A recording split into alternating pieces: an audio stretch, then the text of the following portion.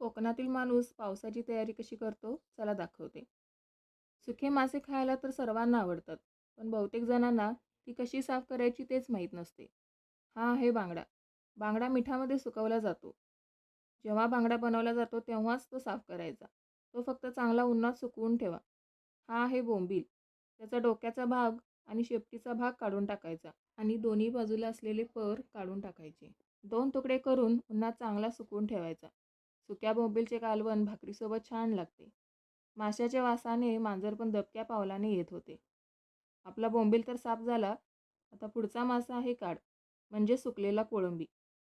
याच्या डोक्याचा, पायाचा आणि शेपटीचा भाग काढून टाकायचा.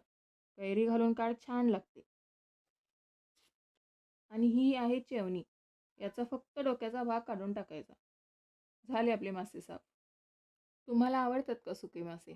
नक्की कमेंट करून सांगा. आणि व्हिडिओ आवडल्यास लाईक करा, शेअर करा आणि सबस्क्राईब करा.